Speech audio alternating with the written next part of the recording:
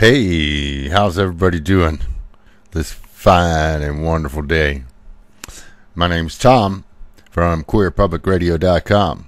Got a little story here. It's called Oppression by Example, a little write-up I did. The United States of America came into existence due to religious oppression. As a gay man, I find it rather interesting and hypocritical. Since the bulk of the argument against gay marriage is religious-based, I feel religious oppression is alive right here in the good old USA. It would seem our country has become that which they escaped from hundreds of years ago. I'm not too surprised. In other words, the United States was founded on hypocrisy rather than righteousness and freedom. And that hypocrisy is alive and well. Our founding fathers penned a document that guarantees us freedom from religion. But religious doctrine has been and currently is being imposed upon us. Every denomination of currency in our country has the words, "In God we trust." It would seem our founding fathers were quite adept at crossing the line when it suited them, and it continues to this very day. Our government seems to emulate the magician who is adept at "now you see it, now you don't" trickery. Our founding fathers also penned that all men are created equal with an unalienable right to the pursuit of happiness. It would appear our government, through religious doctrine, is defining our happiness and much more. Is it any wonder so many have a do as I say, not as I do attitude? After all, it is the example set forth by our leaders, and we all know good leaders lead by example. Religion once supported slavery. You can look in a Bible and find many verses supportive of slavery. It took a civil war to correct this wrong. Many crimes were committed against the black community as a result of this mindset, and those racist crimes continue to this day. Religion also dehumanized women. To this very day, the Catholic religion will not ordain women. Although the citizens of our country have stood up to correct this wrong, it's still a work in progress. Many crimes have been and continue to be committed against women as a result of this mindset. Religion condemns homosexuality. Here we go again. And our government, for the most part, sits quietly. The citizens of our country have not yet sufficiently addressed this issue. Therefore, many crimes are committed against homosexuals to this very day. Our government, by its inaction, approves of this blanket disrespect and the associated crimes against our community. The Matthew Shepard / James Byrd Jr. Hate Crimes Act was passed over a year ago, but it has yet to be enforced. Religion fuels the fire, and our government sits on its hands.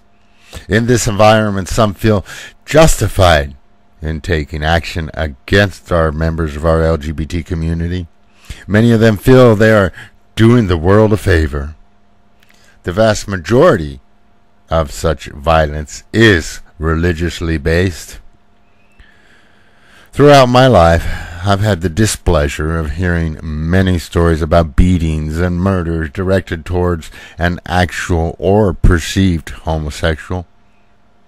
Like the story from the 80s where an active duty Marine left a gay bar and ended up in a hotel room with a gay man. The gay man ended up murdered, and the Marine was moved to another base. No charges were ever filed. Then there's the story of a young gay man who met someone in a park, agreed to go home with that young man, and he was nearly beaten to death by several young men after arriving at the apartment. About a year ago, we heard about an Ecuadorian man who was beat to death with an aluminum baseball bat in New York City. He was walking home with his brother, arm in arm. The perpetrator thought he was gay. How much hatred must people have inside of them when a group of individuals beat a person to death with a baseball bat? I suggest for such a violent act that the true hatred is within.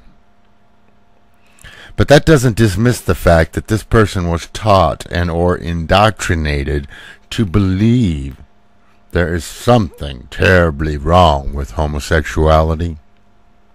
Once again, I suggest the root of such hatred is based in religion. Just imagine for a moment having a strong religious upbringing, then imagine having homosexual feelings. Continue this thought pattern to include years of repressed feelings that you cannot deny. You cannot stop. Let's create the scenario in our minds.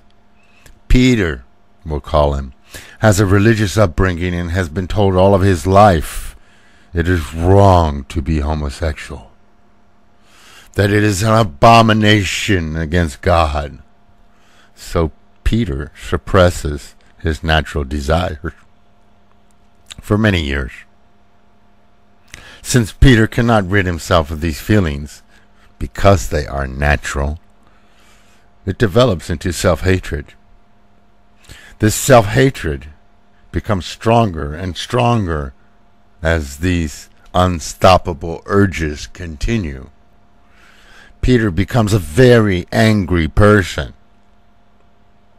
One day, Peter sees a man who he thinks is gay.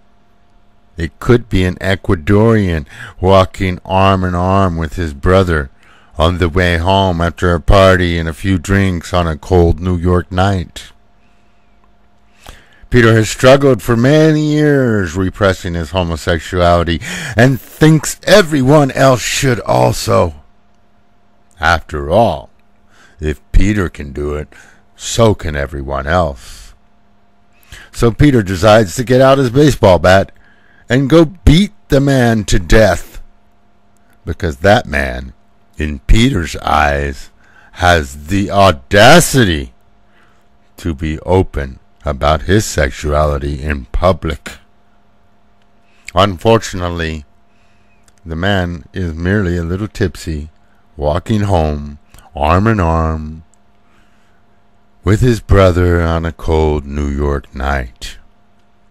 But this doesn't change the fact that Peter beat this man to death with a baseball bat because Peter thought he was gay. You see, Peter couldn't stand the fact that someone could be open and accept his or her sexuality. After all, Peter couldn't, so no one else should be able to either. Peter believed the sin of homosexuality was so great, murder was acceptable. History shows this repeated over and over again. Millions of people have been murdered by religious folks in the history of mankind. Most of the time done because the other individual wouldn't accept their religion. So is it really such a far stretch to realize that Peter felt justified murdering another human being because Peter believed that person was insulting religion? After all, Peter's vision of morality has been ingrained within him for his entire life. In this case, the court didn't side with Peter, and he was incarcerated for many years, but that isn't always the case. There are many times when such heinous crimes occur against the gay community with little or no punishment for all practical purposes. When this lack of justice occurs, it gives a nod of approval to such crimes. Add the religious aspect of condemnation, and you have explicit permission for murder and hate crimes against others based on their sexual orientation. It took women 72 years to receive their federal recognition of rights. It took 80 years for the African American community to receive their federal recognition of their civil rights. So far, it has been an 87-year struggle for the LGBTQI community. And now we see young people killing themselves far too often. How many more must die due to religious intolerance? Let's hope the struggle ends soon so the healing can begin. We know it won't be the end of injustice, but it will reduce it. Thank you for listening.